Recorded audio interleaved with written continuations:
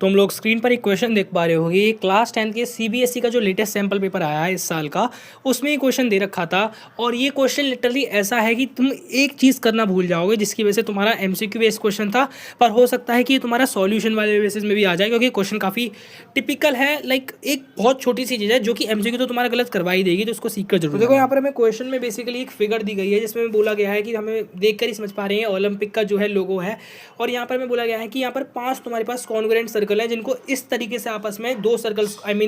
तीन सर्कल को आपस में इस तरीके से मिलाया गया, लेकिन ऐसे इंटरसेक्ट कराया गया है जो कि तुम स्क्रीन पर देख ही पा रहे हो कि वो जो 2 सर्कलों से जो वो मतलब ये मान लो जैसे हमारे पास ये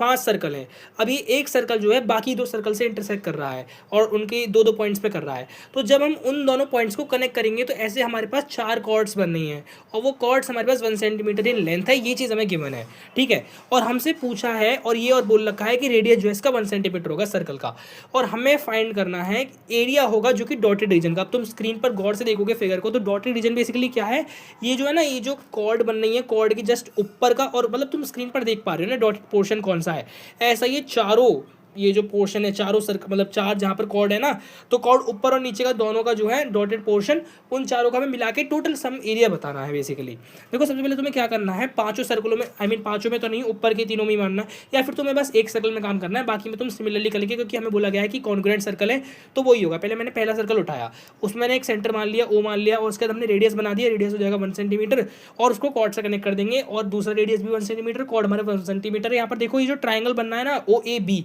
और ए भी हमारे पास कॉर्ड है एज्यूम कर लो, तो ये तीनों की साइड जो है सेम है 1 सेंटीमीटर, यानी इक्विलेटरल ट्रायंगल हो जाएगा। और इक्विलेटरल ट्रायंगल होगा तो हम इसके लिए निकाल सकते हैं √3/4 इंटू ए स्क्वायर से, ए स्क्वायर हो जाएगा हमारे पास 1, ए का वैल्यू 1 हो जाएगा, साइड का वैल्यू, तो ऐसे करके हम निकाल लेंगे। तो एरिया निकलेगा ट्रायंगल का √3/4, क्योंकि 1 की तो मतलब है ही नहीं कुछ, ठीक है। और हमें ये भी पता है कि ट्रायंगल के सारे एंगल जो होते हैं वो 60 डिग्री, जो सेंटर का एंगल है वो भी 60 डिग्री आ जाएगा, यानी कि हमारे पास थीटा आ गया। और हम सेक्टर का फॉर्मूला लगाएंगे, थीटा/360 इंटू पाई आर स्क्वायर, और पाई की वैल्यू को हम पाई को रहने देंगे, और आर स्क्वायर की जगह 1 लगा देंगे, थीटा की जगह 6 लगा देंगे, तो हमारे पास एरिया निकल कर आ जाएगा पाई/6, बस यही आ जाएगा। और हमें पता है कि जब हम सेक्टर के एरिया में से ट्रायंगल का एरिया माइनस करेंगे तो वो सेगमेंट का एरिया आ जाएगा हमारे पास, जो कि हो जाएगा हमारे पास, स्क्रीन पर तुम देख ही पा रहे हो, पाई/6 माइनस √3/4। अब लोग यहाँ समझते हैं कि हमने एक सर्कल का निकाल लिए, 4 इंटू करके 4 पोर्शन का निकल जाएगा, तो 4 इंटू वाला यानी ऑप्शन सी जो है वो आंसर हो जाता है, पर ऐसा नहीं है। हमें यहाँ पर 8 की इंटू करनी है, क्योंकि हमारा जो एरिया निकला है ना माइनस कर वो सिर्फ उस कॉर्ड के ऊपर वाला पोर्शन है जो हमने माइनस करा है। फिगर में देखो उसका नीचे का भी बना है, और नीचे का हमारा इक्वल ही रहेगा, क्योंकि हमें वो जो कॉर्ड है ना वो इक्वल पोर्शन डिवाइड कर रहा है। तो एक सर्कल में 2 पोर्शन हो गए, तो 1 में 2, 2 में 4, 3 में 6 और 4 में 8, तो 8 से इंटू करनी होगी, और ये हमारा आंसर होगा।